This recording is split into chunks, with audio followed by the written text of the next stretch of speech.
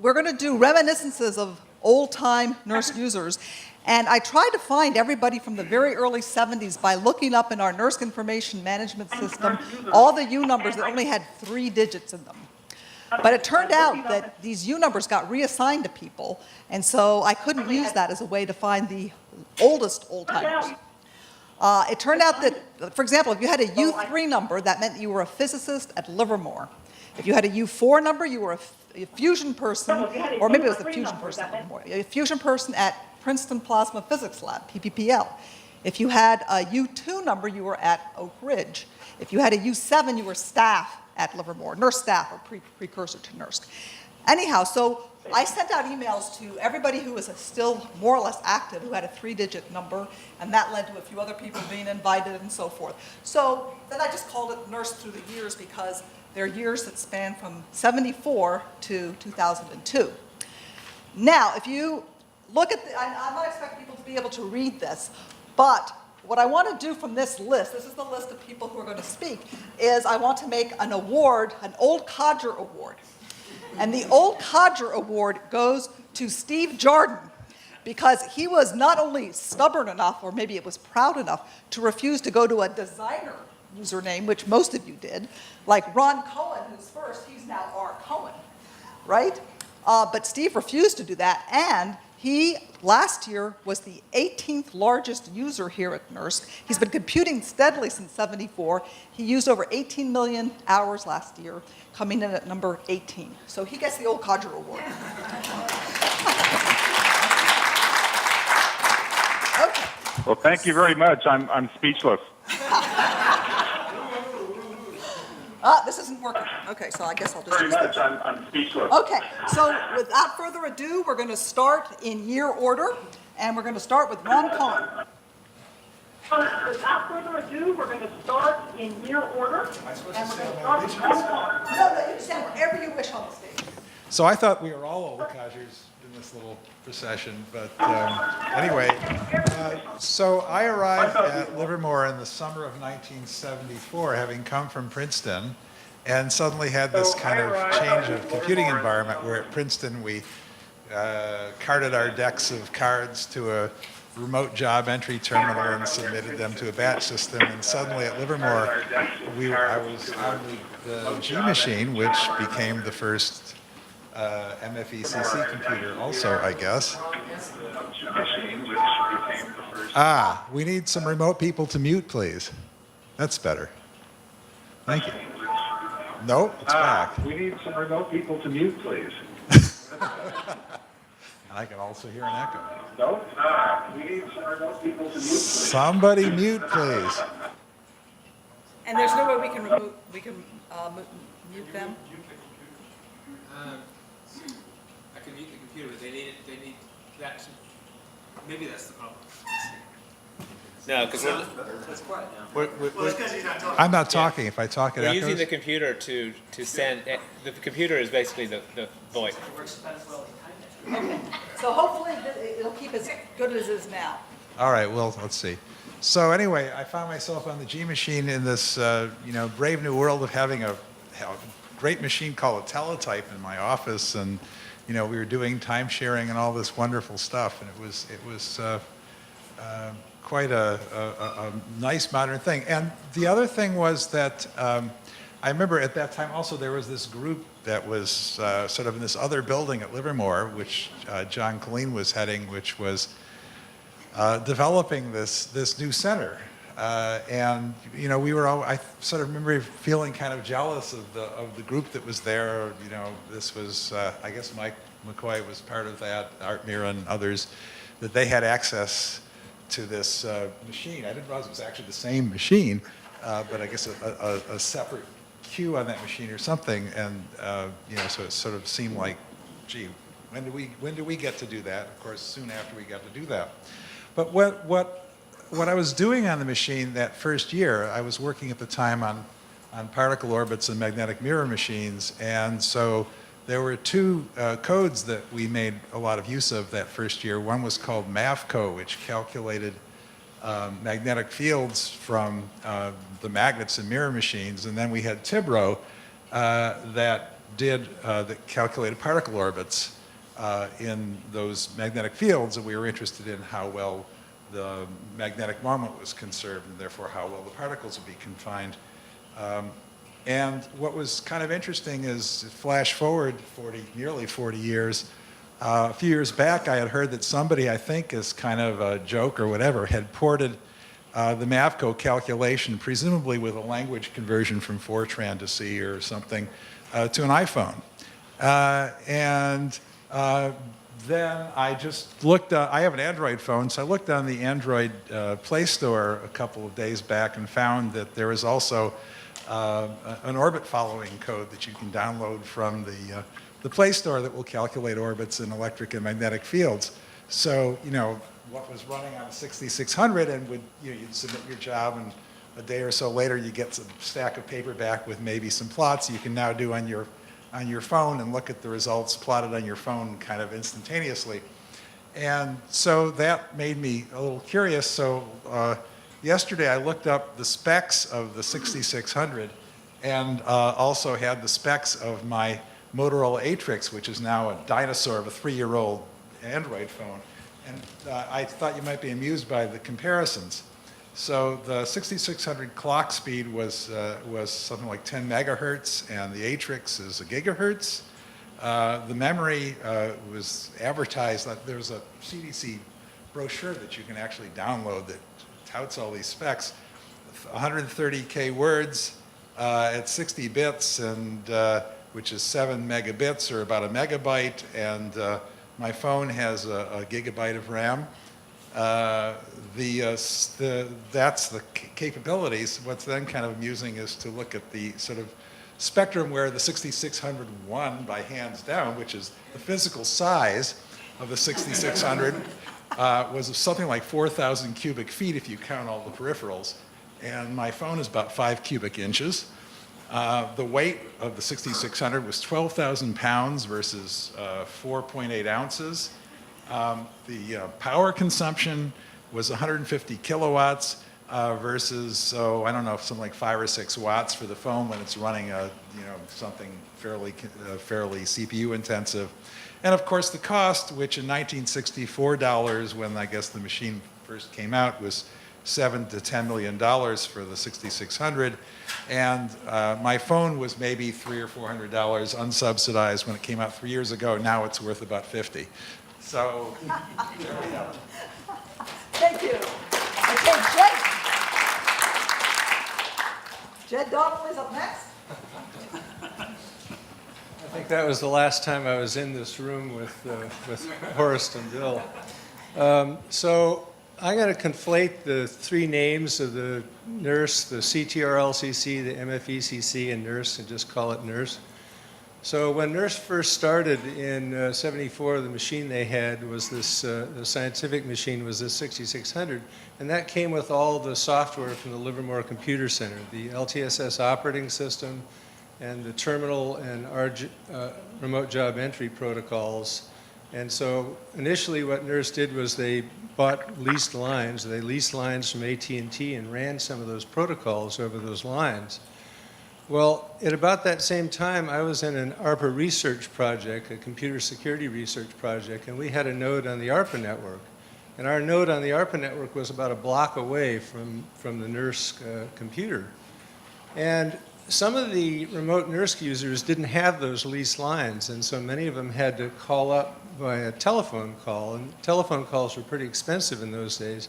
So some of those users were paying thousands of dollars a month making these long-distance telephone calls. And I was sitting here with this computer on the ARPANET, and some of them were on the ARPANET, and they could connect for free to our computer. And it turned out our computer had some telephone dialers on it. And so I thought, well, you know, we're just down the street, and that system's got the modems. I'll just set up a guest account and make these telephone dialers available to the users calling in. And I told a couple of early NURS users, and so they started calling in. And after a while, this became a little more popular, and by the time they got to the 5th user, of course, we ran out of telephones. And they got this error message saying, no telephone available.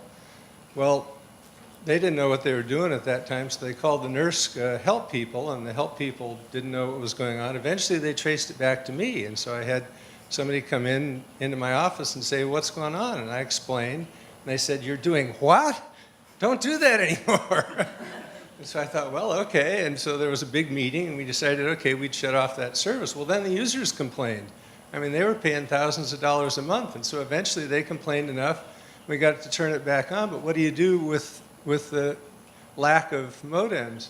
So eventually I proposed this project, which essentially emulated the Livermore terminal protocol on our little computer that was on the ARPA network. And so people could come in with the Telnet protocol, and then we had this virtual terminal protocol going across a 9600 baud line with differential drivers and everything to the nurse center. And that system ran until the nurse center moved from where it was near the LCC to the center of Livermore. So that's my story. Thank you. Okay, Steve, you're on next. Oh, okay. Can you hear me okay? We can hear you great. Oh, okay, great. Okay, well, let's see. According to my memory, back in 1974, when I was a grad student at Princeton, and this MFECC thing was just coming into, was just starting, and they flew me out to Livermore with a deck of cards, basically, to install this equilibrium code out there. And I believe it was a CDC 7600 that was a predecessor to the Cray 1 that came in when the center actually started. And I got to meet Dieter Fuss and John Colleen and Hans Brunes and all those guys. I remember during the first few years, everything was interactive. We were used, before that, everybody was used to batch submissions, but this was an entirely interactive thing where the whole Fusion community was time sharing on a single processor. If you could imagine, like 1,000 people on one processor rather than one person on 1,000 processors like we have now, and the time. The amount of time that you were given was actually allocated every day, and it expired at midnight. And so, for example, Princeton would get like 2 to 3 hours a day that they had to split among about 20 people. So people would just submit their jobs, and they would just basically sit there, and then every few minutes, they would go into the processor and get a couple seconds of time, and then get sent out again. And I think I officially got 7 minutes a day back then. But you could actually get much more by scavenging unused time. Like some people didn't use their time, and it was kind of free-for-all after a certain time of the day. And also they had this interactive system that you could adjust your priority from 0.1 to 10, and you would be charged accordingly. So I remember some groups really picked up on that, and they developed special programs that would actually run alongside their program and be monitoring all the other jobs and then adjusting the priority, in real time of their program to, optimally sort of game the system. And I remember that Richard Hicks from Oak Ridge was an expert at that. We had big arguments about, he should share his algorithm with the community, and we had big debates about that at the QAC meetings. Also, we had asked if they could possibly give us an allocation for a week instead of a day, and people back then said, "Oh no, you could possibly do that." Everybody would use up all their time the first day, and they'd be out of time, So it was a big change when they eventually went to a week, then a month, and then a year. But I'm really indebted to MFE, and NERSC for providing such a stable platform for high-end computing for basically my entire career. I remember especially there was a period in the late 70s and 80s where every few years a new Cray computer would come and get installed, and it was basically 3 times as fast as the previous one. But the operating system, it was so seamless that the operating systems were identical, and people could just concentrate on getting their work done. They didn't have to worry about a lot of changes with the software and the compiler stuff. And also, I'd just like to mention that the NERSC staff has always been outstanding and a pleasure to work with, and people like Francesca really made our job so much easier and more enjoyable. So I'd like to thank you, Francesca. Thank you. Nice.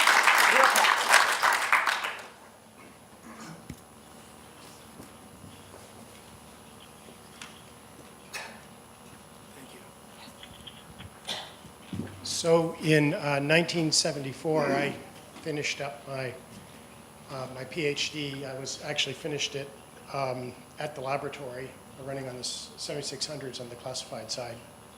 And I met this, then what next, right?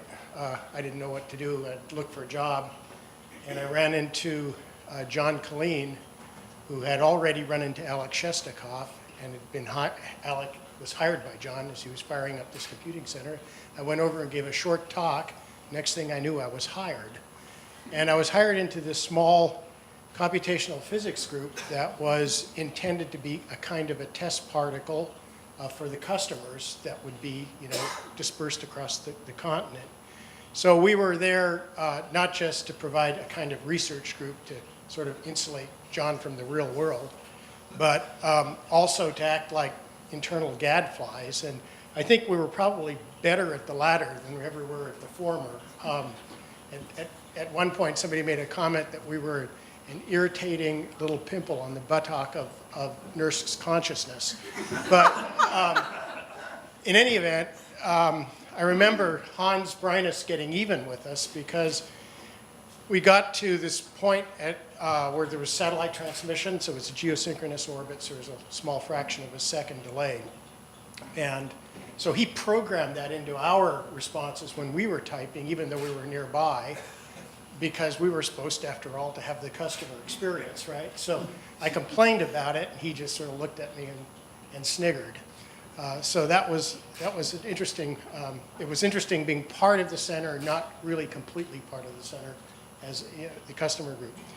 The other thing about NERSC, and several people have alluded to it, was there's about 20 years of development of computing environments at Livermore that had preceded that, and we sort of took all of that and generalized it to the distributed customer base. And I think they that systems group under Hans and Dieter really did their job. I mean, it was really quite phenomenal that we were able to provide this kind of first-time service to people who were very, very far away. Another advantage that NERSC had at Livermore was that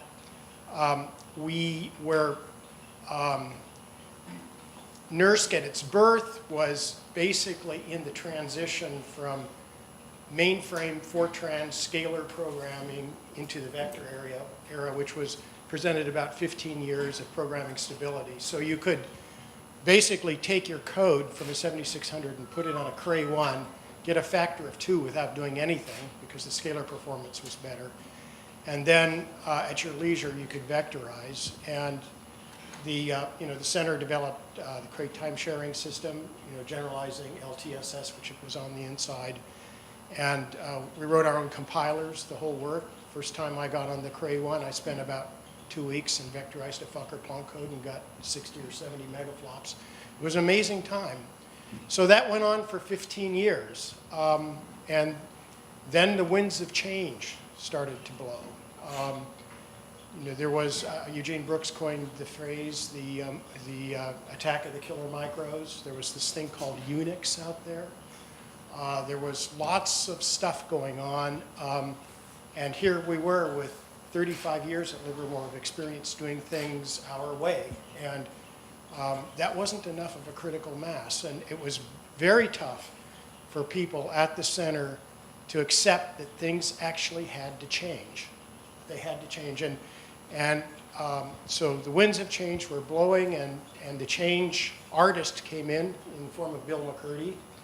I very quickly moved us from CTSS to Unix. I remember that this center saluted and went and did the job, but that on the day that we made the transition, I came into work and Bruce Griffing's office and Hans's offices all had black crepe. So that was the end of an era. I was fortunate. Bill liked me and gave me more responsibility, and I was able to bring in a T3D using weapons money. At that time, we'd stopped testing, and the lab, all the scientists were supposed to go off and do CRADAs. And so you can just imagine what the designers and the weapons program were thinking, that they went from designing weapons to having to do Kratos to help Phillips Petroleum or something. It was a tough time. But at that time, Los Alamos and John Rollwagon, the man who was running Cray, made a deal to bring in a big system to Los Alamos. 1,000 processor was the idea under a CRADA, and do partnerships with industry. It was going to be called the Super CRADA. So Charlie Slocum called me up, didn't even know me, and said, do you want to participate with us and bring partnerships? And I said, sure, but we want half the machine. And that was probably the best move I ever made in my life. They agreed. The machine at the end was not 500 processors each, but 128 each.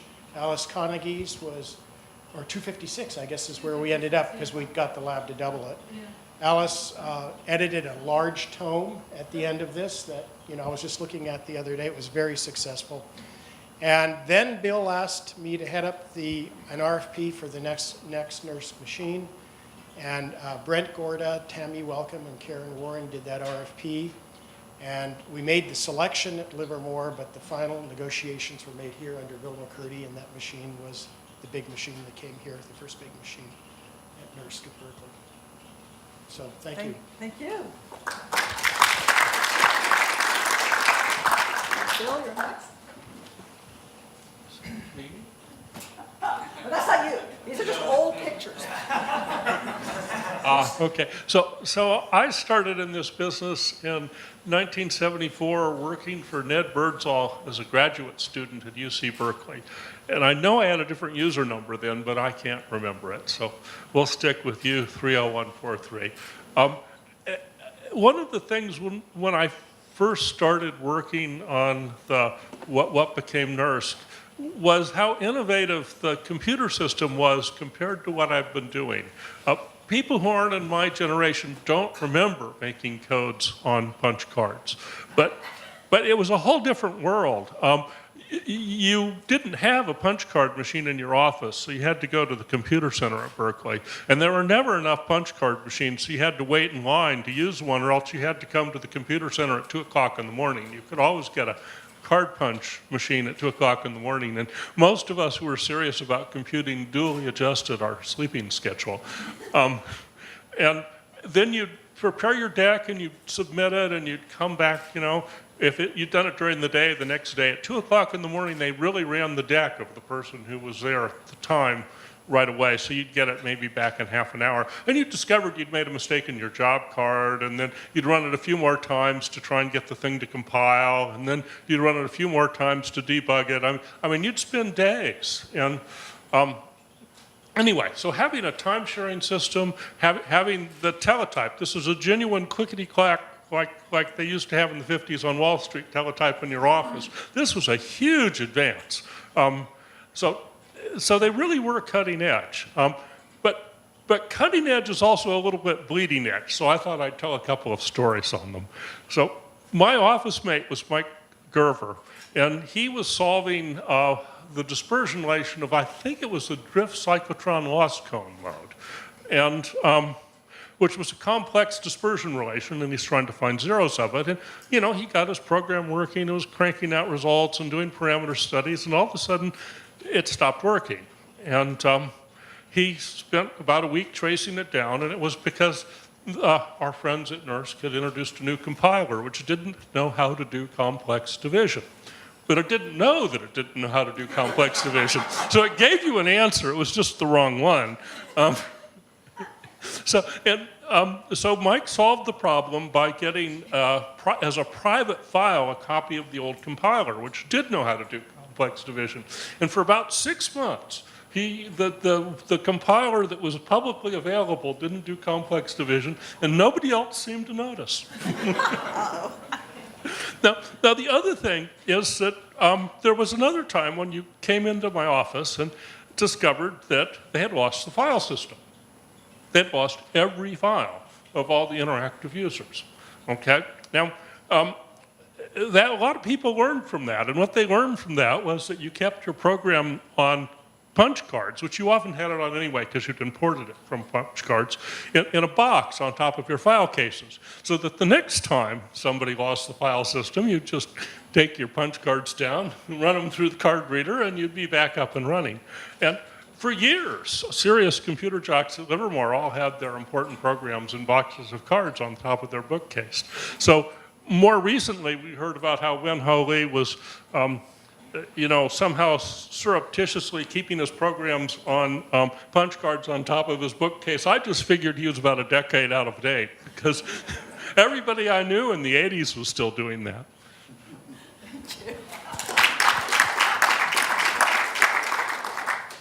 Next up is Jean Schuler. That actually couldn't have been a better lead-in for me, because I was actually honored and terrified when Dieter Fuss asked me to come over and work in the storage area. I'd been at the lab for a couple of years working on for the Fusion people doing Fortran programming. So when I was asked to come over and work on the storage area, I just had no idea what that even meant. So I worked on a code called PackRat, which had the disk drives. And we worked on that. I worked on that with Paul Lund for a couple of years. And then Joe Choi came in, and we wrote this code called Phylum, which was a file management system. And I was responsible for the repacking of the 9-track tapes and for restoring them so people could use them. And I thought nobody would ever write a whole 9-track tape by themselves. And now when we've got big data, I mean, 9-track tapes were just the state of the art back then.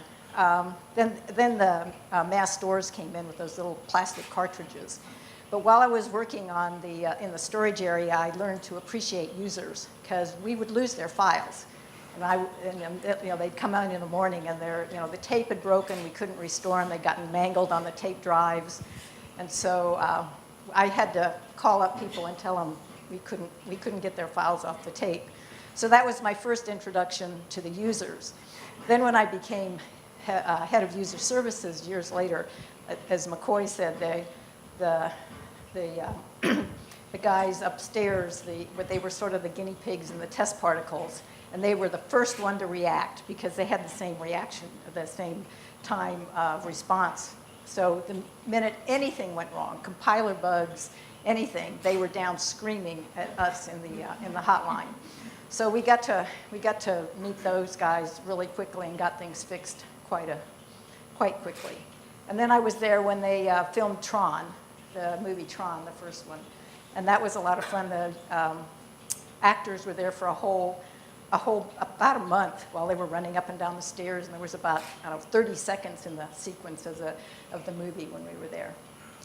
And going out and meeting the users was probably the best part. I got to see 2 big holes in the ground, one at CBAF, Continuous Electron Beam Accelerator Facility, and then the superconducting super collider that, it was a $4 billion disaster. So I went there and saw those big holes in the ground and met a lot of the users, and I think they called that the Desitron after that, because everything kind of went away. But it was a great experience, and I really enjoyed meeting all the users and working with them all the years. Thank you. Bill Johnston's up next. You can tell me when to, or you can stand here and advance your own slides. Yeah, or you can ask me to. It's right here, this slide down. So I think they used the SSC tunnel as a mushroom farm after the, seriously.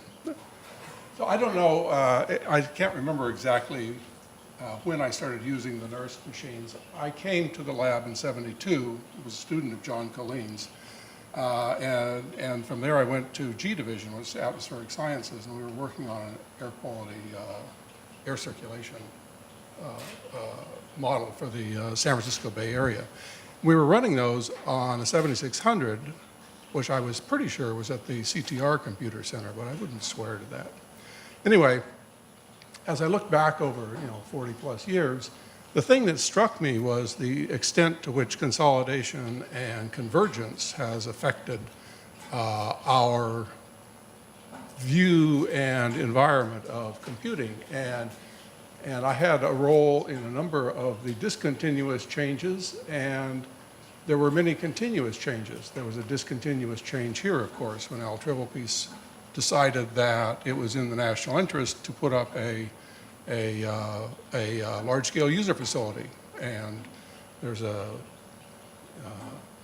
paper on the SC site and perhaps on the NERSC site too, entitled something like, the oil embargo sparked a revolution in supercomputing. And it went on to explain why. It was essentially Trivelpiece's pushing for a national supercomputer center facility at the very beginning that, leads in a straight line down to where we are today. There, in terms of a general computing environment, we've had an evolution from this sort of a mix roughly in 1985. Those happened to be the machines that were connected to BitNet in 1985, mostly university systems, down to today where we have a somewhat more homogeneous environment, but it all sits on a common platform typically. In the case of networking, the change has been even more dramatic. I mean, there were dozens of protocols used in the early days, and they have converged, and I put ESNet here as a representative example of essentially every network in the world. With the introduction of the LTE cell phone networks, we're now doing packet radio IP over Ethernet on our cell phones as the primary communication mechanism. The convergence is pretty close to complete. There were discontinuous changes in the DOE networking world right about here in the 83, 84, 85. I was on the review committee that killed off MFENet and participated in a similar review committee for HEPNet about the same time.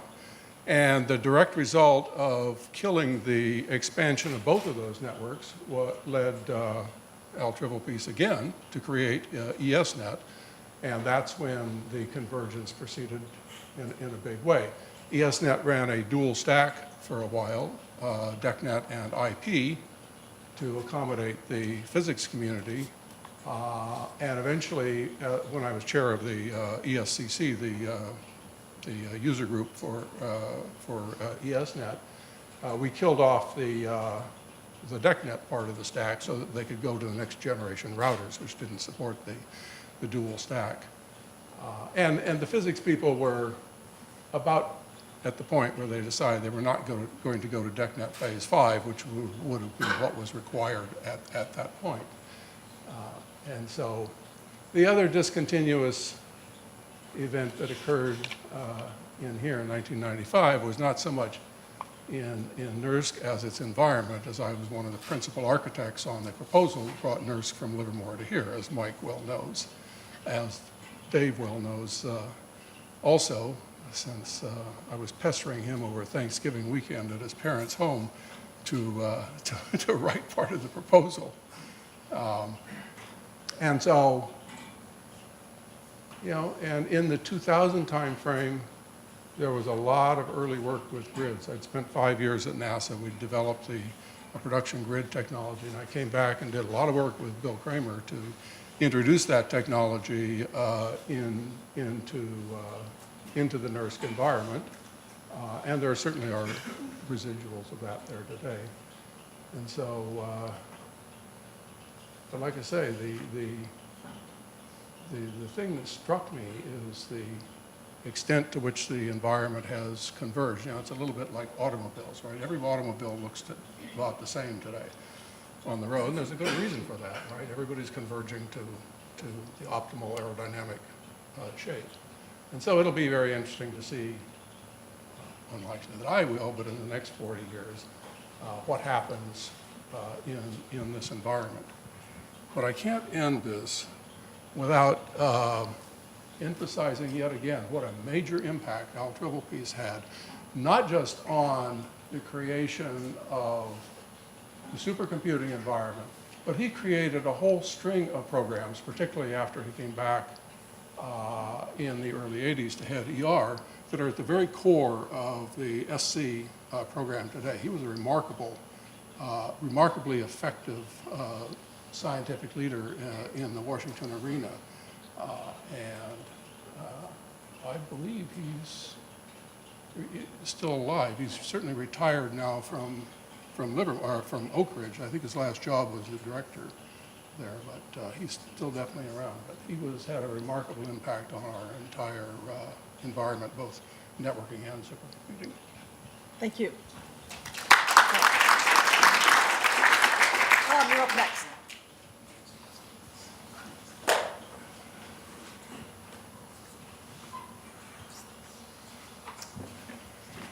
So I'm going to use a crib sheet because I can't remember it all.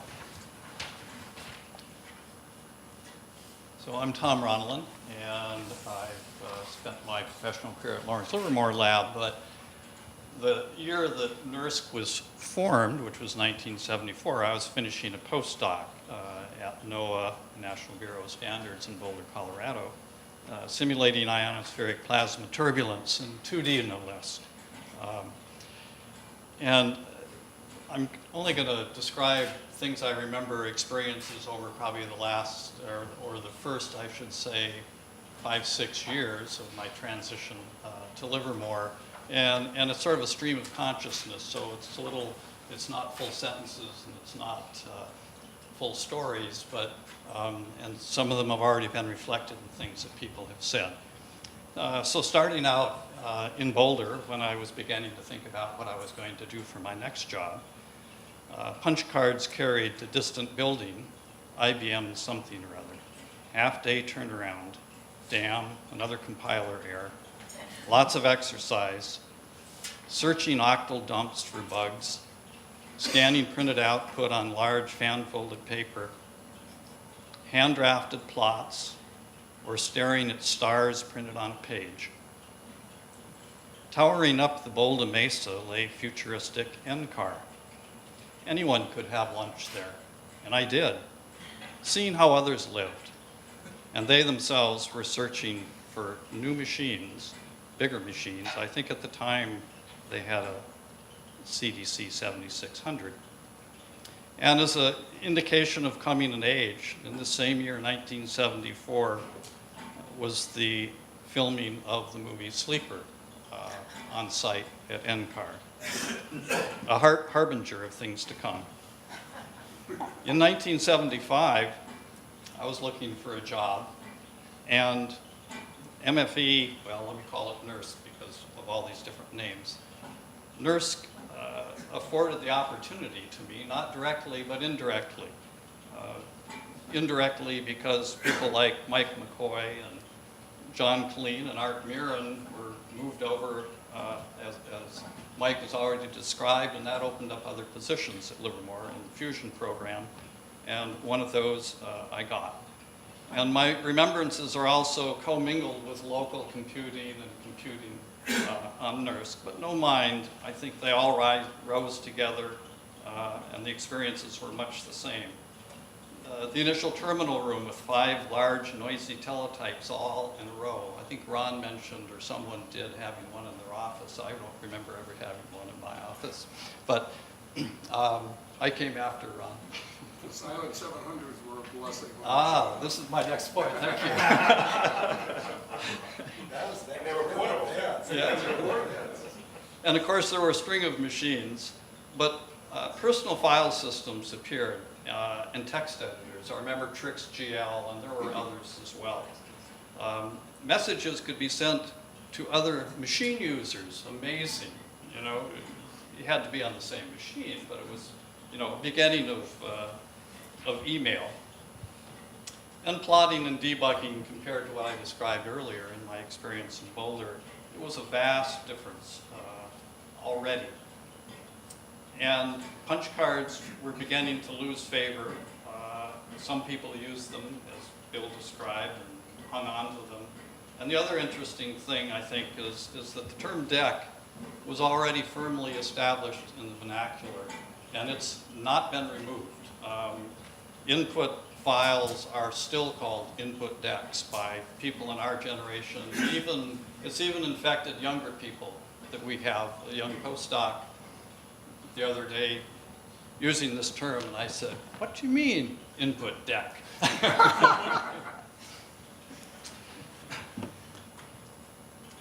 Also fiche readers, I remember. The fiche reader was the first piece of real equipment I had in my office other than a pencil and a piece of paper. And became essential because your output came generally on fiche. And of course, you still had your old stacks of computer output in the corner, which stayed for many years. The Silent 700, what an advance. Now this was in my office. This was my terminal in my office. And it was silent, you know, it was dot matrix, heat sensitive paper, but compared to the teletype, it was really silent. It was just amazing. Dumb terminals followed. Consultants were readily available. Applied math people sort of had this core group of people that made it very effective.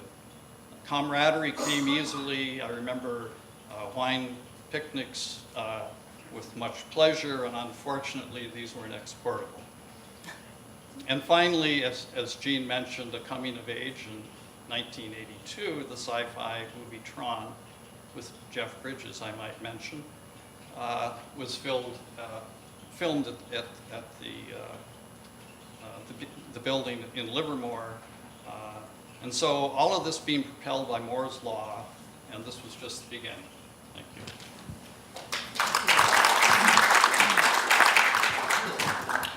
Okay, the next in the lineup, Kirby Fong cannot make it today, so I'm going to read his statement.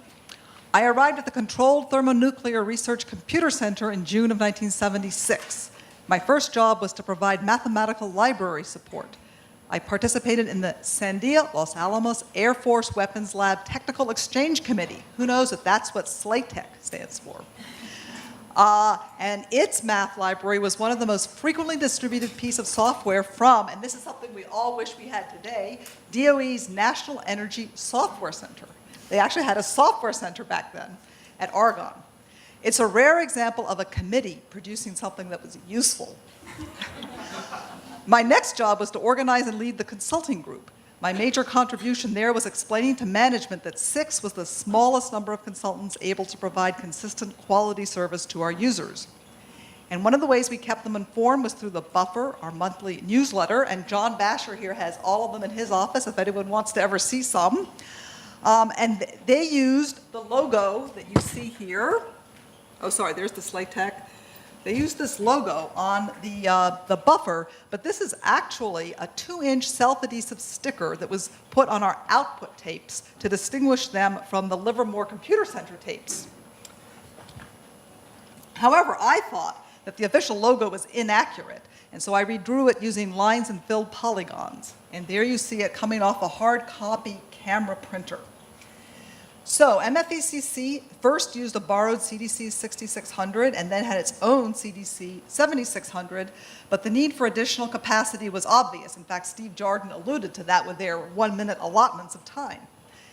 The short-term solution was the famous, or infamous if you were from LBL, MFE block time at LBL, where batch jobs were run at night with output brought back to Livermore in the morning. The long-term, does anyone know about that here at the lab? Okay. The long-term solution was to buy a Cray 1 in 1978. But what to use for its operating system? It was a daring solution to port the Livermore time sharing system, rechristened Cray time sharing system, to the Cray 1. Its programming environment was similar enough to the CDC 7600 environment that codes could be easily migrated. And that's a common theme at NERSC, make migration easy for users. In fact, of all the early Cray 1 recipients, MFECC was the fastest at migrating existing codes onto its machine. And so here you see a paper that Kirby helped write about this time-sharing system. So CTC, so it started with a shared machine room in a classified area of Livermore, but soon built a new building in the unclassified area. And this construction disrupted many field mice, which invaded the new building until mousetraps persuaded them to stay away. And the most notable event was an earthquake that occurred during the final work-through with the contractor. The earthquake set the ceiling tiles in the machine room swinging and crashing into the walls and pulled apart joints. No equipment or people were harmed, but the lab had been within minutes of being responsible for the repairs, which the contractor was obliged to cover. After this quake, the lab learned to tie down suspended ceilings. So then DOE sponsored the first supercomputing honors program, which you see here, that funded the travel and lodging of one high school student from each state to spend 2 weeks at Livermore. And the program continued for several years, very popular, until tight budgets forced an end. And here you see Edward Teller talking to the students. So one of NERSC's program managers, John Fitzgerald, pioneered techniques in buying supercomputers. Bill, you may not have heard this, but maybe you have. Let's hear. Taking advantage of the fact that, and Lynn too is back there, that interest paid by the lab was tax exempt, he borrowed money at low interest rates to buy the machines, then paid the loan back over several years using operating rather than capital money.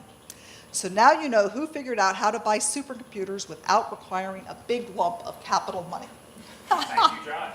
Okay, so that was, okay, and now Stefan Etier is going to read for C.S. Chang, and he'll start by saying why C.S., you have the piece of paper I gave you? I have it on my little device. Oh my heavens, okay. It's easier than reading your Yes. handwriting. Okay, so I'm going to be C.S. Chang for now because he's stuck. We've been having quite a bit of snow and freezing rain. Today, again, the lab is closed. There's freezing rain. There's no power. There's a big power outage in Princeton, so he can't even call in from his phone, his cell phone, which the battery died. Anyway, so he had a chance to send us his little text here, which I'm going to read.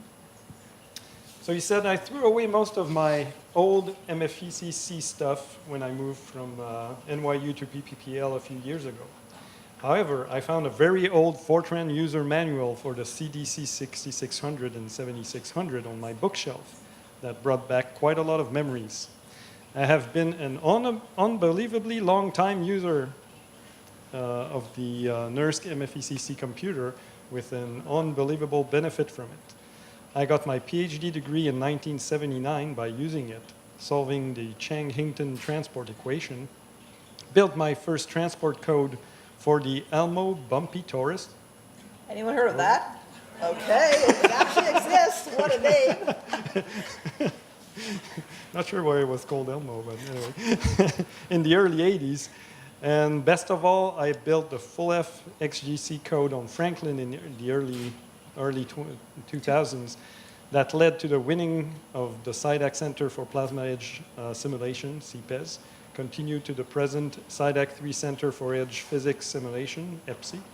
I am deeply indebted to NERSC. I wish the best for the future of NERSC because it is closely coupled to the success of my project as well as other fusion projects and codes. I'm looking forward to ever closer collaboration with NERSC. Signed, C.S. Chang. Thank you.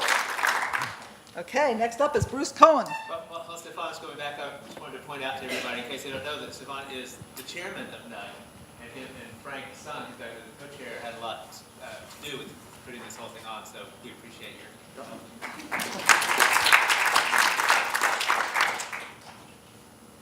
I was a grad student in this building between 1972 and 1975, and there was a computer center here, and it was a pretty darn good one.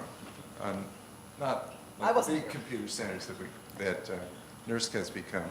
And I would take my card deck in a metal container and schlep it over to the desk and give it to them and cross my fingers that none of the individual cards had been mutilated and couldn't be read by the reader. And sometimes on a Saturday night when I'd been out, I'd come in and tell my dad, wait, we got to stop up the hill. I got to see if my job ran, you know. And then, so as other speakers have described, my generation rode this Moore's law in more than one way. Not only the big supercomputers becoming more and more capable every few years, but the way we interfaced with those big computers, going from card decks to teletypes to silent 700s to dumb terminals to PCs that would run software, going from line plots to real graphics.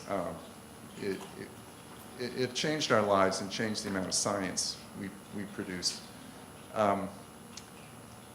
And NERSC and MFECC before those 22 years it was at Livermore developed into the paradigm, I believe, for, and the role model for all of the NSF supercomputer centers and subsequent large supercomputer centers. And it was a very mature entity when it came over to Berkeley. Now, this did not come easy. You know, John Killeen gets a huge amount of credit for leading the enterprise, but he assembled this terrific team around him. You know, Dieter and Hans Broinus, Bruce Griffing, and Mike McCoy, and Rick Zwackenberg, and Gene Schuler, and a bunch of other people whose names that Gene and Mike could give you that I'm going to leave out. And they were doing the running of a computer center with technology that truly was at the bleeding edge. You know, they were getting new machines in, and because these machines were set up to do just batch and didn't know anything about time sharing, Livermore had to write time sharing algorithms to support distributed users. As was described earlier by Bill, distributed users all over the country, how were they connecting? You know, there needed to be the development of a national network, and the MFENet morphed into ESNet, and Jim Layton was a key person in that story. It did not come easy. You know, there were, and John could be a prickly guy, Killeen. You know, there were often shouting matches between John and his lieutenants. And John had his notions, and he didn't put his hands himself onto the computer. You know, he had graduated away from that some years before. He was a professor at Davis. He was the head of the computer center. But he was good at getting resources. So for me, I was on some of the early NUG-X, you know, user group, executive committees, and I got some insight into those things you were never exposed to while you were a graduate student, like the messiness of procurements for big computers. Another person I should have mentioned was John Fitzgerald. He was wonderful. He was calm, he was professional, he was experienced, he got things done on the business side of the house. I think he was a peacemaker too, you know. You didn't want to get John Killeen mad at you. And John had a short fuse, so it was good to have Fitz around to smooth things out. So let me tell two quick stories. One, after Killeen had a stroke and there was an acting director, and then Bill McCurdy came along. There was a procurement for a Cray 3. Now, Seymour Cray, I'm not going to tell the story with as correct as it ought to be, because I don't know enough. But I know that Seymour Cray was, you know, he was Cray Research, but he really wanted to develop this Cray 3, and he separated out from Cray Research and formed Cray Company in Colorado Springs. I guess this is the early 90s. So I was at Livermore, NERSC was at Livermore still. There was a procurement for Cray 3, and the contract was written that the Cray 3 had to have certain milestones in order for Livermore and NERSC to accept delivery of that machine. Well, things weren't going very well. So McCurdy convened a committee. I was on that committee. And we looked at what was going on with the delivery, and it was explained to us what the clauses were in the contract between us and Cray Company to take that machine. Well, the machine just didn't work out, and a difficult decision had to be made to exercise the clause to get out of the procurement.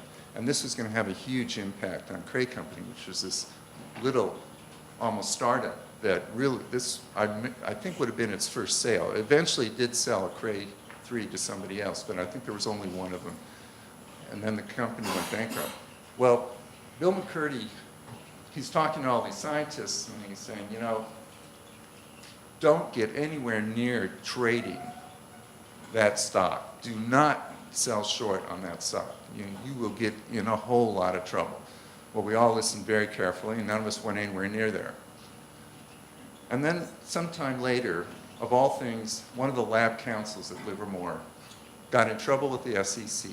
And he, of all people, should have known better. But he had traded on Cray Company, and he got in trouble. He lost his job. He had a big fine to pay, et cetera, et cetera. Things are not always what they told you about in grad school. Things are messy. The other story I'm going to tell, maybe I shouldn't tell, but I'm going to. The birth of nurse at LBL, like all births, was a messy, bloody business. Right? My perspective as a Livermore employee and a fan of NURSC at the time, really appreciating how well it was doing and how well it served the community, we see Martha Krebs is high up in the Office of Science. She's come from LBL, and they're saying, we need to move NURSC to LBL. We need to make that happen. What was our interpretation? This is just speculation. LBL's was a major, was a major Office of Science laboratory. Livermore Lab was a major NNSA lab. Why would you have the National Energy Research Supercomputer Center at an NNSA facility when you have a nearby Office of Science facility, and it's like a strip mall? It needs a big, it's not a strip mall, it needs a big, a big draw, like an anchor, you know, but as well as the Advanced Light Source and a bunch of other great facilities here at LBL. So they decided to make it happen, and I think John Cavallini was delegated to make it happen. But they wanted to put lipstick on this pig and a bow on the thing. They made a competitive procurement out of it. All right, as Bill knows. All right. And as I understand it, Bill and Mike can correct me if I'm wrong, there's the first round of writing the proposals. Mike's working his butt off to write a great proposal. I think Stu Locum was also involved. And they're very professional. They're writing the proposal. The proposals come in at least at some stage of draft or beyond that. They take a look at them and say, oh, the LBO proposal really needs help. And Mike ends up helping with a rewrite of that proposal, as I understand it. We tried hard to get him to come with the machine. Right. Well, you got McCurdy. that was a catch. Okay. So the whole thing came off. LBO gets the computer center. We're all in the field. We want to use the computer center, holding our breath. Is this going to work? How disruptive is it going to be? You know, LBL maybe has lower overhead rates, but is this going to work out? Well, to the credit of the people that came with, that McCurdy brought in along with him, and many people from Livermore who came along, and I'm thinking of Bill Kramer sitting here, and Horst Simon, and Francesca, it came off spectacularly well from a user's point of view. And a lot of the credit still goes to Livermore for setting the paradigm to follow, and the process, and all the integrated parts, and a bunch of the nurse people who came from Livermore to LBL. So as a user, I was ecstatic because it wasn't quite seamless, but it was darn close, and the center has continued to grow and succeed, and despite competition between capacity and capability and having, how many users you got now, 6,000 or 7,000? 5,000. 5,000, all right. I mean, we have more registered. Active, We have right. about 7,000 registered. Right. It works.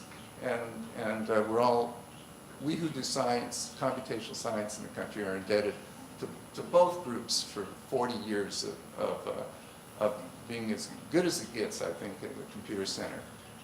Now, my concluding comment is there was a silver lining in NURSC being lost from Livermore. The Livermore Computing Center was having some issues, and people were much happier with NURSC at Livermore than they were with Livermore Computing at the time. At least some of my friends who had to use Livermore Computing tell me. I was spoiled. I was using NURSC. The silver lining was Mike and Gene and Bruce Griffin and a whole bunch of other people were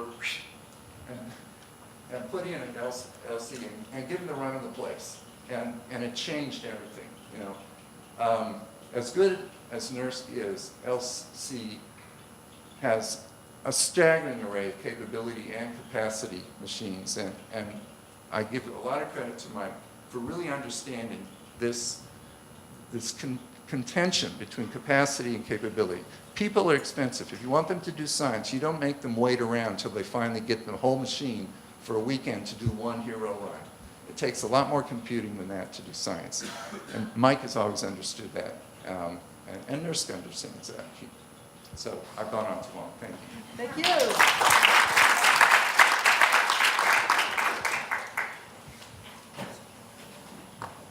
So I'm Alice Conegus, and I brought a recruiting brochure in case anybody has a time machine in their closet. This is from the early 80s. You can work in computer science at Lawrence Livermore, and in particular, the insert on the National Magnetic Fusion Energy Computer Center. So I'll pass that around. Oh, and they even offer daycare for your child. So be sure and take a look at the last picture of the daycare available. It's a new concept for those of you with this time machine. So I started at NERSC in 1979. I had just graduated a little bit early from college. I still wasn't old enough to drink legally, but I got a job working at General Atomics right before going to graduate school. My job was, the first thing they assigned me to do, we had a very large tokamak at GA at the time, and there are cables that water cool the tokamak, and there's also cables that power the magnets. And of course, you know, when you have a cable with an electrical current and a magnet, that creates a force. Well, they went to turn the tokamak on one day, and the cable jolted, and the tokamak, actually the program manager from DOE, I don't know who it was at the time, but of Fusion Energy, happened to be there, and the cable jerked like this and cut the water line and flooded the whole tokamak. And this is a very large machine. I mean, it's the predecessor of the General Atomic machine today. It's still in a very large building, but my job was actually, we didn't have too much safety stuff in those days, so I was tasked with figuring out where those cables were, because nobody knew where they were, and figuring out the forces on the cable. So I would go in the morning sometimes when they weren't running the tokamak, crawl around, make a map of where all the cables were. You know, I didn't fall off the tokamak, which was a good thing. And then I'd come back, and then I would try and write a program to calculate the forces on these cables. And of course, I had just graduated from undergraduate school, so I didn't really know what I was doing mathematically. I wrote this little code, and you know, that was why I really wanted to go to graduate school, because I wanted to figure out how to do the math right. So anyway, that's when I first started working at GA. Then I went off to Princeton, the plasma physics lab, for my thesis.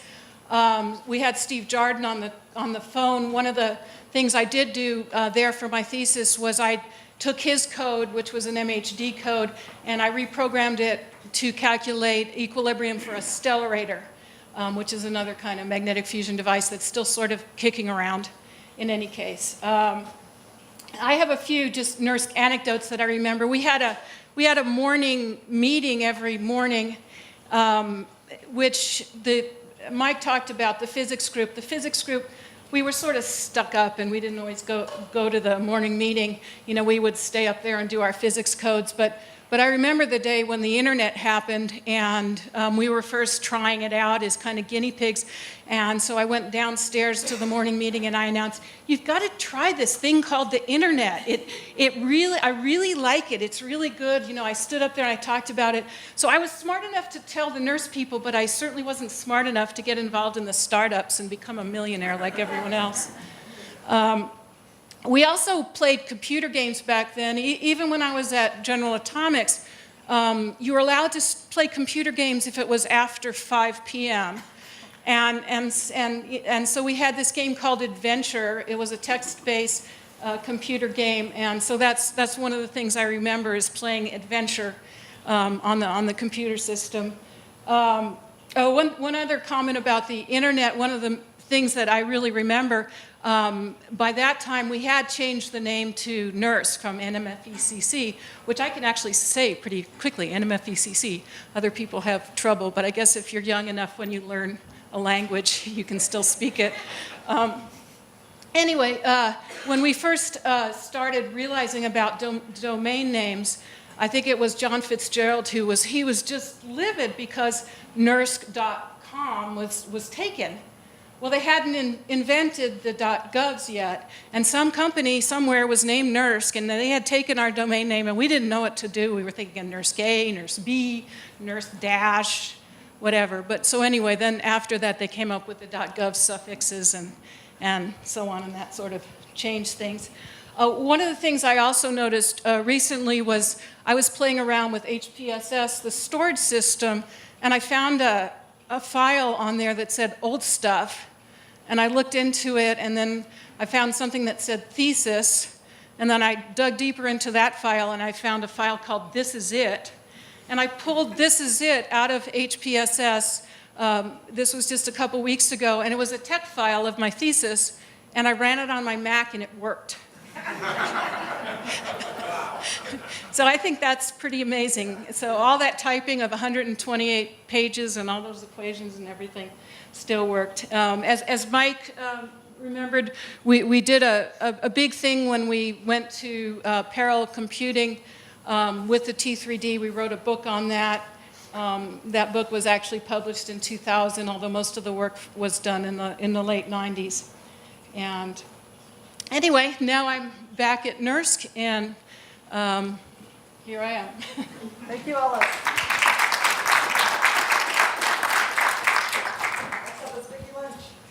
Okay, first I'll tell Steve Jordan what the secret algorithm was for setting priority for the Oak Ridge batch queues. We only looked at what was the priority for the last hour, how much time have we used. If we've used less than our average amount, we increased our priority by a fixed percentage. If not, we decreased. And then every hour we did the same thing, and that's how we tried to maximize the use of our batch time. And since Alice talked about phylum, I'll tell my favorite phylum story. In the early 80s, I worked with Luis Garcia, and he did a lot of calculations. In fact, he was one of our biggest users, and he left and went back to Spain, and he came back in the late 80s and decided to reanalyze some of his old runs. And so I got this call from NERSC, and they said, we've got this guy, Luis Garcia, and he's requesting all of these phylum tapes. And they said every time he requests a run, somebody from the center has to ride a bicycle across the Livermore campus, retrieve a tape, and bring it back to the computer center. So by the time I found Luis, he said he had requested 100 different runs, one at a time, and they were almost all back by the time I found him and got his list for the computer center. So some poor NERSC employee had ridden a bicycle almost 100 times across campus. Okay, and then let's see, we had one of our Oak Ridge users who was complaining about a machine that would not run reliably. It was one of our early Cray machines, and we would submit a job and it would fail, and we'd resubmit it without changes. Maybe it fell again, then it would finally run without changing at all. So he ended up calling the staff at the center a bunch of turkeys. And this caused some big problem between Oak Ridge and NERSC. So our PI had to officially apologize. And it had a good solution to it, because they said to resolve this problem, every batch job that the Oak Ridge users ran had to be logged. And we had to log when we ran it and what was the conclusion of that particular run. And when we started submitting these jobs to the computer center, actually the machine improved very quickly. And so it was very good that he called the center a bunch of turkeys. And let's see, we had one user who got this bright idea of just submitting batch jobs on hold that had no content at all. And so he'd have all these submitted batch jobs on hold, and when he decided he wanted to make a run, he just connected that run to one of his hold jobs, so they ran as soon as he submitted them. And the computer center found out very quickly what he was doing, and he had to stop. Okay, that's all I have, but this number, U227, was actually Richard Hicks' number, who was one of the first users of NERSC, and he's out of the country. He said to tell you that he would attend the 50th celebration. And he said he interacted mostly with the troika of John Colleen, Dieter Fuss, and Hans Brunes. For a long time, he was the chair of CUAC, which was the Computer User Advisory Committee that met in Livermore. His earliest recollection was of a ping pong table that had been set up at the temporary quarters. And he says something about he ran on the CDC 7600. He says something about there was a legendary trip to Japan with Dalton and John Colleen, but he was not going to tell that story. That one's censored.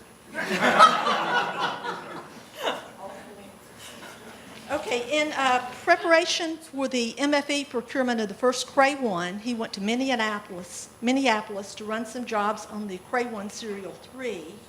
He wrote a test code that called a trig function, but it ran too quickly. So when he finally looked at the assembly code, he found out the trig function was never called because he didn't print out the results. So he printed the results, and then he found out the true timing of the machine.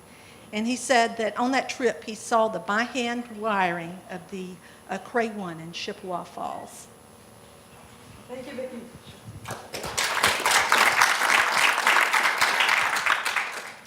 Manos, are you online? Yes, I am. Aha, it's your Can turn. you hear me? Can you hear me? A little louder if you could. Let me... Hello? Okay, go for it. Yes. So first of all, I would like to apologize for not being able to join all of you. It seems that you are having a wonderful time. First, I would like to wish a very happy birthday to NERSC. I'm sure that we'll continue serving future generations of scientists as they served my own generation. I remember vividly that I was starting out as a junior assistant professor here at the University of Wisconsin-Madison in 1999, and one of the very first things I wanted to do in order to get started in the area of computational technology was to apply for national supercomputing time. At the time, the $100,000 that I got as my startup could buy me only 16 single CPU alphas machines. Manos, if you could yell even louder, that would be better. So it wasn't a very nice situation to be in. So unfortunately, the only thing I could do is to rely on my group being able to compile the codes on the various centers, including NERSC. And I was very fortunate to interact with Francesca Verdier and the other NERSC users team that would allow me through the midterm reallocation system to go after more CPU time. So we started with about 15,000 CPU hours allocation. We ended up over this past decade using up to 12 million hours per year.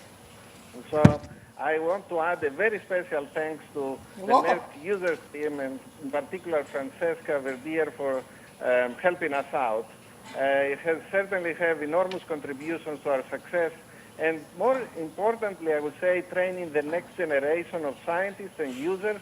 For instance, up until now, Jeff Greeley, Yi Su, Lars Krabo, and Fuad Selik are PIs themselves, all came out of my group, and now they are applying and are successful in getting CPU time for their own group.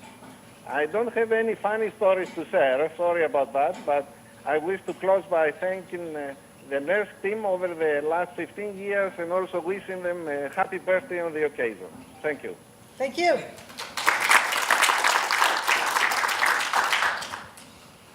David Culler's up next. So I guess I need to introduce myself since I've never actually been at a users group meeting. I was on the systems side of the house. So I'm David Culler. I'm chair of electrical engineering and computer science at this little public school down the street here. Actually, this is later. I'm going to need to go back 2 slides to the one that's labeled 78, but is really 82, and I'll tell you some stories. So I actually started a couple years before that because I was working here at the lab as an undergrad for Paul Conkis, and I was maintaining the math libraries because there wasn't anybody around to do that. And it was a big deal because there was 7600 with interactive, and I had grown up, of course, my father, Glenn Culler, with interactive graphical computing since I was like 6. So, you could run down to the room over there and punch the cards more quickly than you could get a response on the interactive. And you remember the best part was those cards you could write at the top to get the formatting and all the rest of it. Right. So Alex, you got his last, I always say Alex Chevchev, because that's what he was teaching, was visiting and convinced me that MFE had this Cray 1, this fabulous new machine, and I was graduating, so I should go there and take an interview for a job instead of working here, which was kind of fun because my father had hired Hans Breunis back in 1951, so he was so excited to do this. And Dieter Fuss was happy when I actually showed up for work and my hair was no longer down to the back of my spine. So I was, walked into my office next to Dave Storch, which I learned today has passed away recently.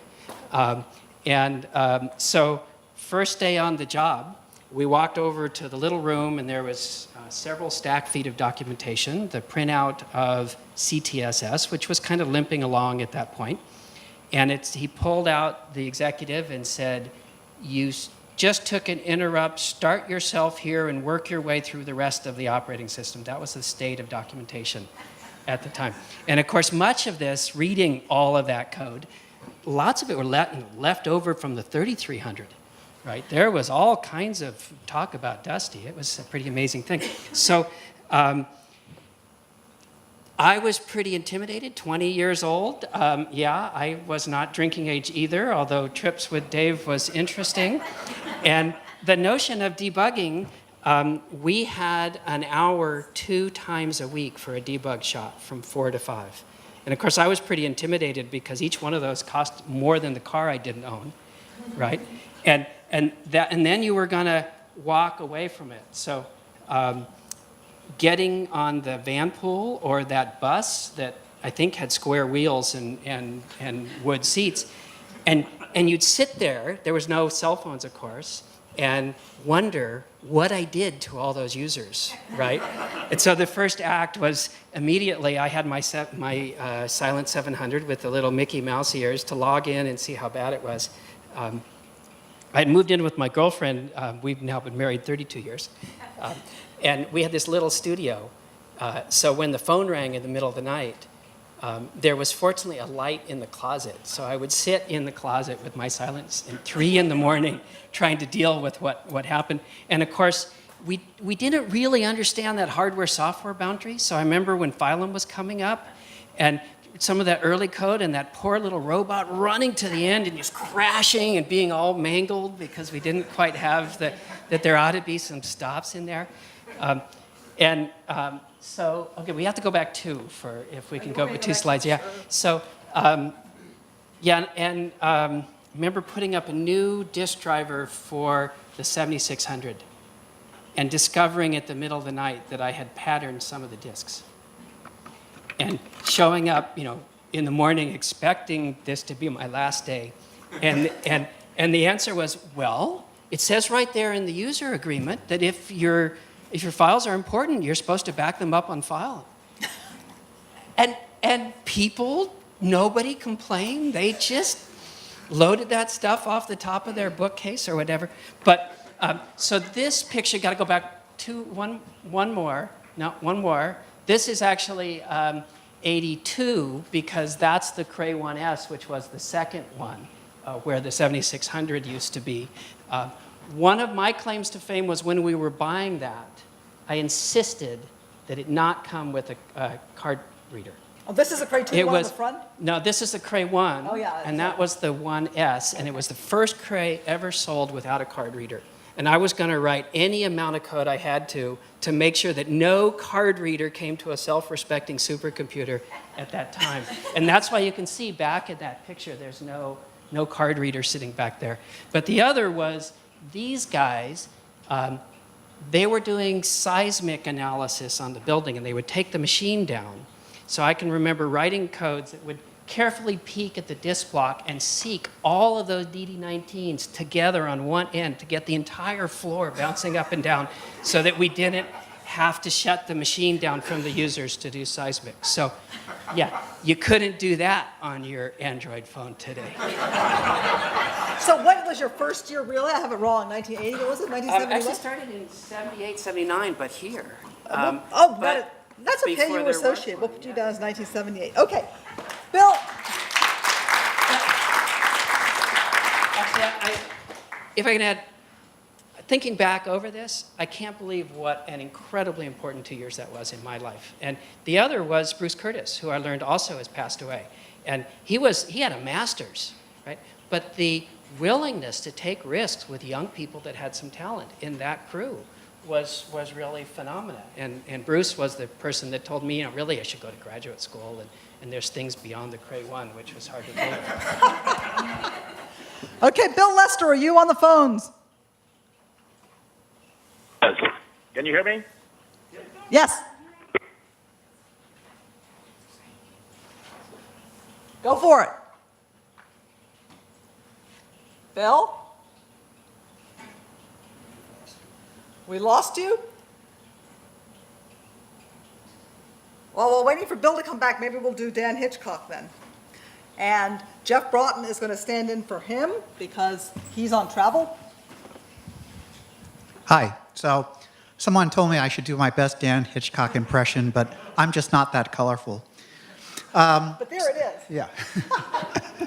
So Dan, as you may know, until its recent retirement, was the Associate Director of OSCAR, which is the funding agency for NERSC. So here's what Dan had to say. I first became aware of NERSC, then MFECC, when I went to the Fusion Research Center at the University of Texas in August 1975. I was not a user then, but we had others who were. My real involvement with NERSC started in 1984 when I came to DOE to manage part of the fusion theory program. The person who had been managing MFECC was Caldwell McCoy, a former Air Force tanker pilot who had just left DOE for NASA. Since I was the new person, I won the opportunity to manage the allocation process for the computer. So I won the opportunity to manage the allocation process for the computer. Oh, okay. Okay, so Dan was the first allocations manager, I guess, or early allocations manager for NERSC. After that, it quickly transformed into the responsibility for the center and the network. When I started, we had one Cray 1 on the floor, to which we added a second Cray 1 and a Cray 2. At the time, we were running the CTS operating system in partnership with many of the other national labs. So I had a crash course in operating systems, file systems, and the always favorite queuing policy. John Colleen, John Fitzgerald, Dieter Fust, Hans Brunes, and I had many interesting discussions about these topics and, of course, the amount of money that they should cost. In the middle of all of this, Al Trivelpiece decided that MFECC should become NERSC and support all of the Office of Energy Research, and that the MFE network and the HEP DECnet should become one network. Both of these transitions led to lots of discussions and, as others have said, some conflict. In the mid-1980s, DOE decided to recompute the location of NERSC, and we began the transition to the National Energy Research Scientific Computing Center, changing the name but not the acronym. And since NERSC moved to Berkeley, we have moved the computers around several times, leased the space, our Oakland facility, had the space bought by UC, and now we're working on a new building. We've seen the transition from, in the beginning, 2 megawords being a big memory to today, where we have the better part of a terabyte. Throughout this process, NERSC has been focused on delivering tools for scientific discovery to its users, and I wish to congratulate you on 40 years of success. Thank you. Bill, are you back? Bill I Lester? think I am. Can you hear me? Yes. Okay. So, well, let me indicate that that picture that's showing is very recent. That was not me in 1981.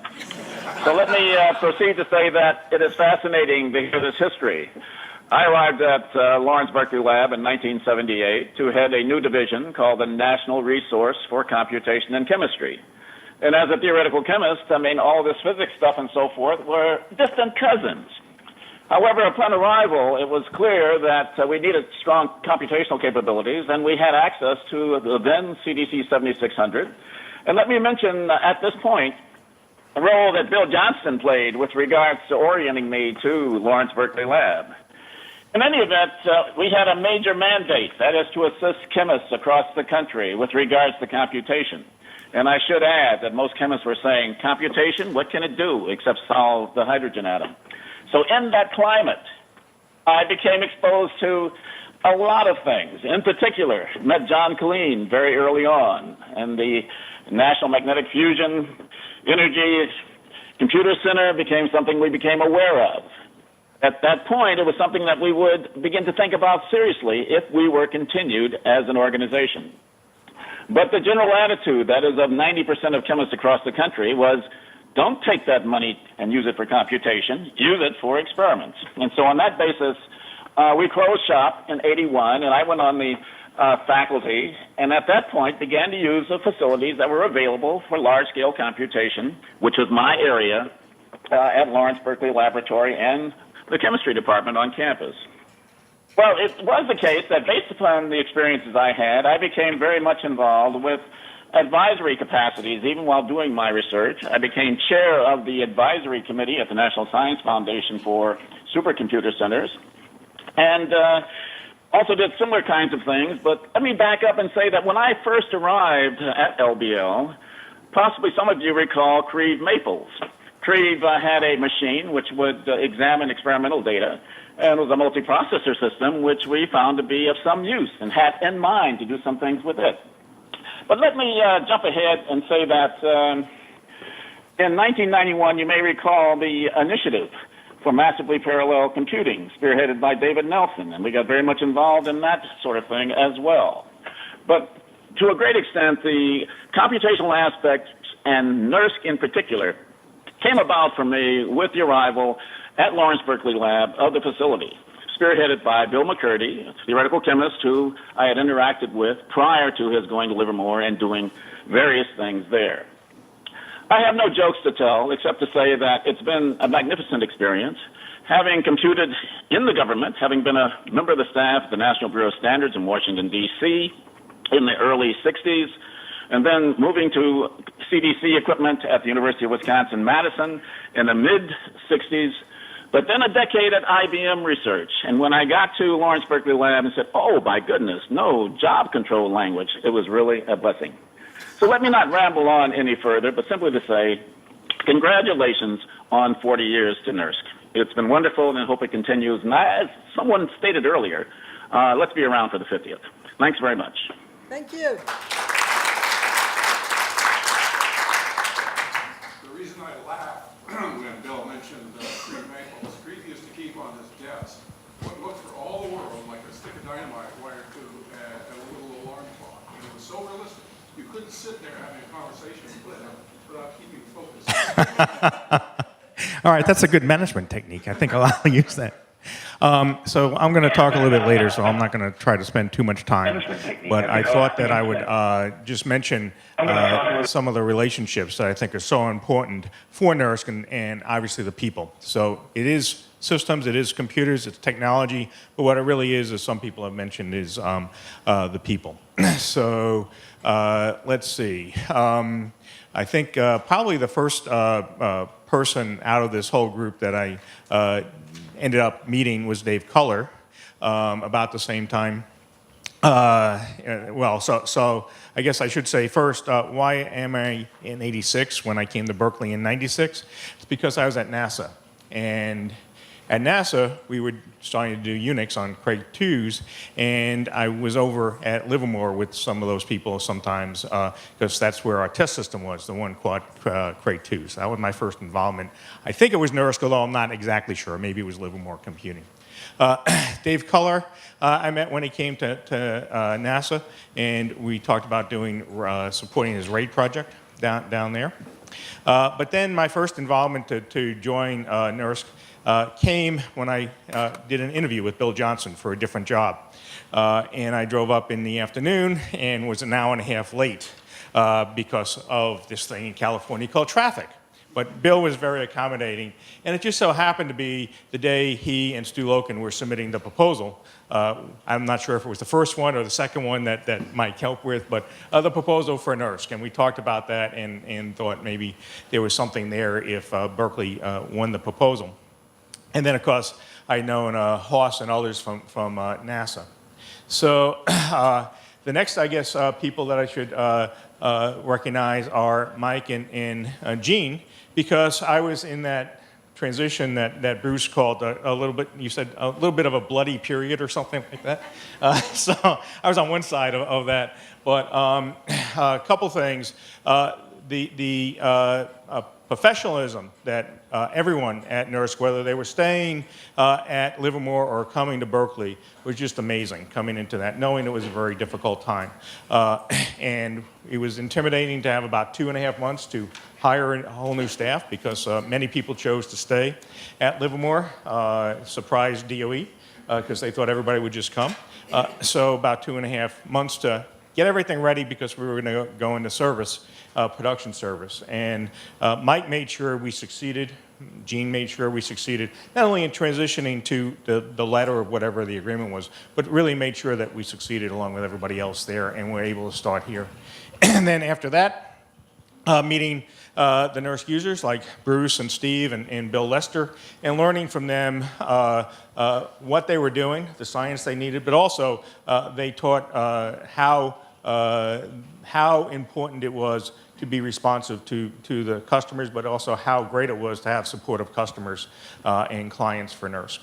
And the entire legacy of NERSC shows that. And then meeting some of the other folks who were here in the room who came at Berkeley was a privilege and an exciting thing that has always generated great feelings and taught me a whole lot of stuff as well. So I don't have any other funny stories. I will say I'm not telling a card deck story, although I could. So after, when we're at the refreshments, I can tell you how card decks and cards can generate a 40-year romance, and we'll talk about that. You'll get to hear Bill in just a few minutes as well. Okay, next up is Rob Ryan.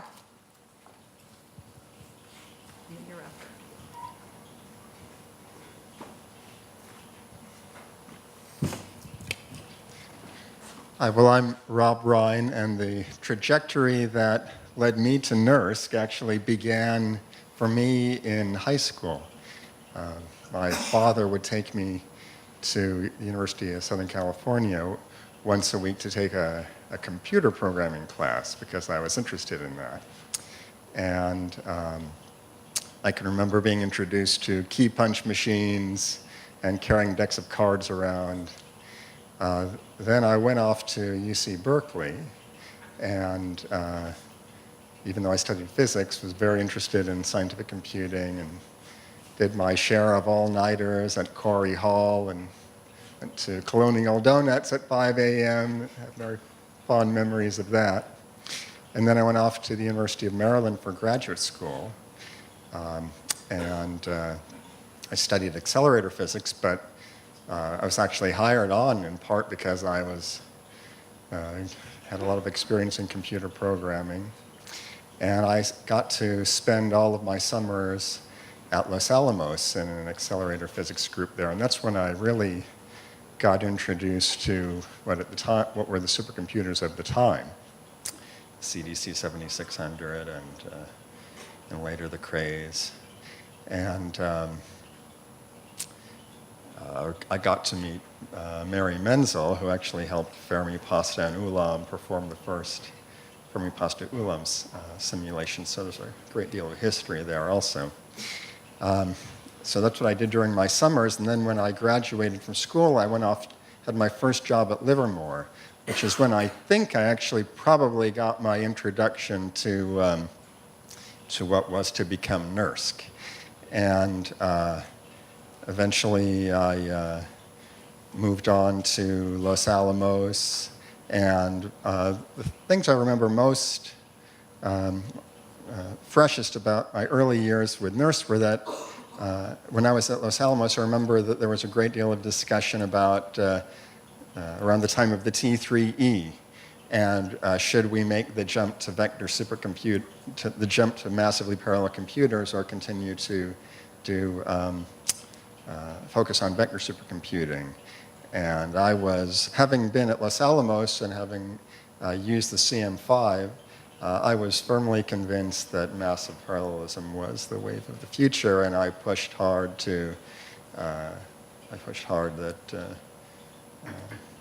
made my opinion known that at NERSC, the next machine should be as big a parallel machine as they could possibly get.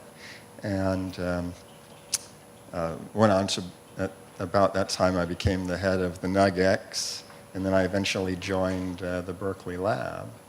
And I'm happy to be here to celebrate the 40th birthday. I want to echo the comments that have been made by a number of people that NERSC is just an incredibly important resource to thousands of people's lives.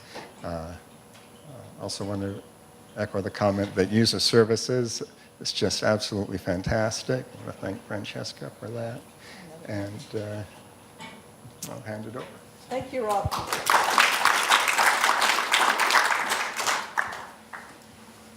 You know, having your other slides. So you can see here that I don't have a U number, and that's by design by the NERSC staff. I think they want to keep me as far away from the machines as possible. I have a card deck story because I studied political science as an undergrad, and I actually had to enter our survey data on cards and run them. But anybody here who knows me knows that real science and math were my absolute worst subjects in school. And I came to Livermore as an unemployed newspaper reporter, and I had covered police and city hall and features. And I had no idea about covering science. I didn't know what Livermore did except arrest a lot of protesters every August 6th when they massed for the protest of the Hiroshima bombing. But I got hired at the newspaper because at the time Newsline was twice a week, so we were putting out a tabloid newspaper 2 times a week, a total of 12 pages. And so I could actually do that. And about a month into the job, I got an assignment to go interview this new guy.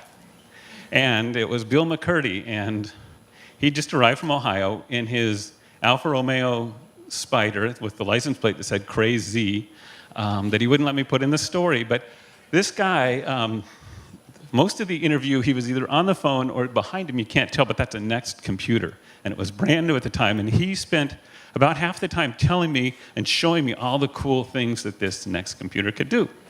And so I stayed at Livermore for 6 years.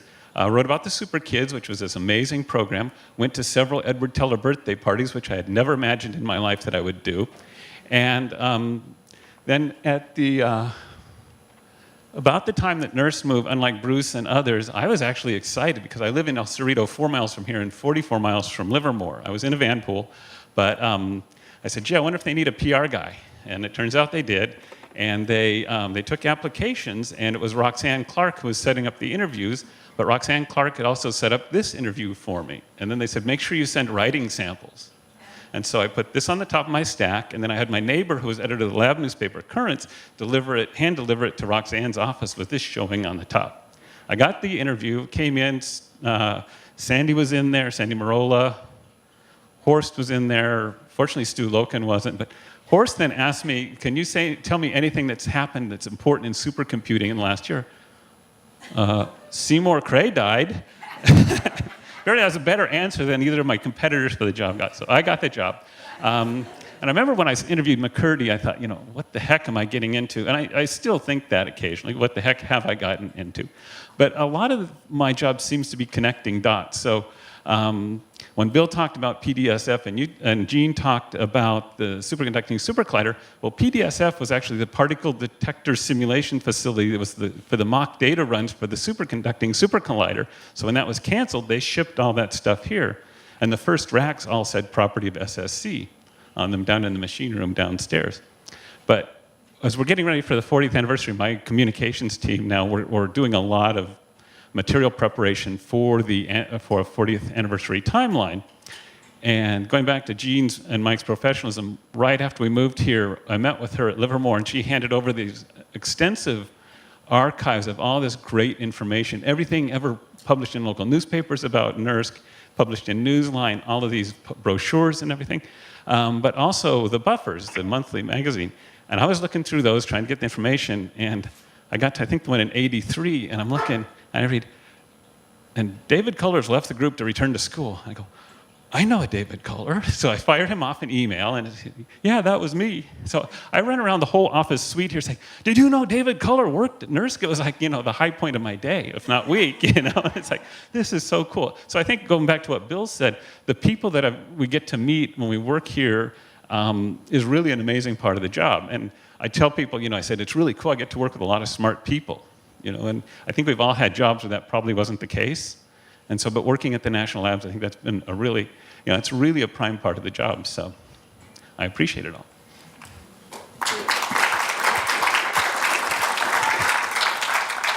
Okay, Peter Nugent's up next. Oh my, look at this photo.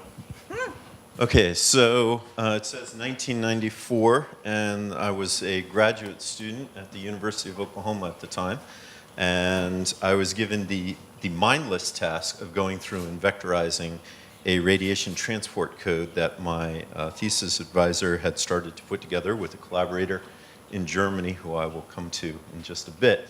And it was pretty straightforward. He's like, you can't screw this up, just look at the loops. You put in one of these statements here, Cray does all the work for you, then we'll log into the NERSC machines and we'll figure out where you screwed up. And I said, okay, that was easy enough. So that's how it started. I came out here in 1996. As NERSC moved, a whole major effort at the lab started with LDRDs between other divisions and NERSC to encourage people to come. I was one of the people that was brought in, and my first interview when I showed up, the guy who brought me in, Saul Perlmutter, basically said, oh, you got to meet the people here. They're just getting into their offices. And I said, oh, okay. So I walked down the hall. There was Bill Kramer, Bill McCurdy, and Horst Simon in there. And then they basically gave me a marker and went up to the board and said, okay, now tell us how this is, what you're working on is a big computing problem. And I was like, I was not prepared to do this. And I don't think it went well at all, but I said a few words. A few years later, I run into Bill McCurdy. Things have gone well. My boss got the Nobel Prize for the work and stuff. So he's like, boy, I'm glad we didn't say no back then, because we were this close to saying there's no way we should hire this guy. And I was like, okay, I did have the right impression of that meeting. So I come out. It was an interesting time because people were moving into 50, the third floor there. And so I save all my emails. And so my first emails are, of course, with the people in the user services group, who were very kind to get me up and running as fast as possible. Matter of fact, faster than possible. Of course, they had access to the machine before any of the users did, but they were kind enough, especially Richard here, was kind enough to grab my code and they would try it out. And so a few months after Richard and I had started working together, I sent him an email. I said, Richard, I went down to your office to find you and it seems like it was stolen. What was up with that? All of a sudden, every single thing in that little corridor there in Building 50 was changed. And Richard said, well, we're back now. We have 2/3 of our previous space per person, but with new walls and furniture. So apparently there was a complete redesign down there. I walked in, I was like, did they get rid of NERSC? Did the transition, did they go back to Livermore? I don't know, So then I get an email from him a few months later.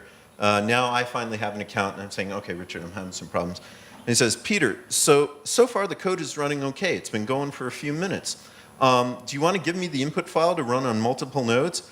I'll let you know if it bombs. How long does it run for you before it dies? This was sent at 12:05. At 12:08, next email. Okay, so it dumps core for me too. Floating point exceptions. I'll look into it more tomorrow. So this guy is really working on it. So then we run into the problem thing, and this is where the real talent, I would say, with the user services shows up, is with the ornery user. And I had one of these collaborators who I would definitely put on the ornery side. He was, and still is, a Herr Doctor professor over in Heidelberg.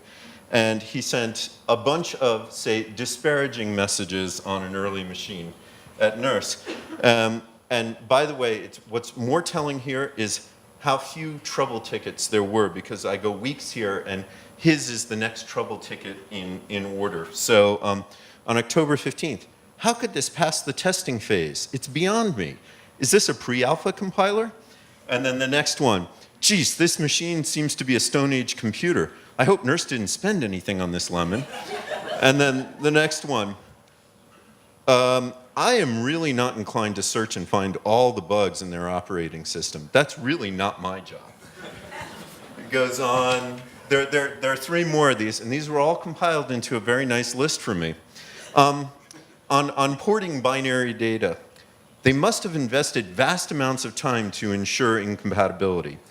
On the limit of number of open files, I've never run into a problem like this before. Does the box still have a punch card reader and output device? And finally, on the machine, and by the way, these were all sent in a span of 4 weeks. You know, I don't know what you guys are eventually going to do with this machine, but someday it should make a nice room heater and decoration. And so these were compiled by Frank Hale, who then forwarded them on to me and Saul and said, this has got to stop. Trouble tickets are for answering problems, okay? And it did stop, and I was just mortified when I saw this list and could not imagine this guy was doing it. So finally, I will end with, I think, a very impressive change. So we heard about how the Android can do so much more than these early 70s supercomputers. It's an email from Francesca to me, May of '99. I had blown through my entire allocation by May. And she said, I have given MP22, our repo, another 2,665 hours. Please let me know if you need any more time. And I'll have you know, my graduate student just ran a debug mode job that killed 4 times that amount while I was having my lunch and he was showing me some new analysis that he was doing. So that was the allocation for me for the rest of the year in 1999. And now we're blowing through that, you know, during a lunch break. So that's my gist of how I've interacted with NERSC.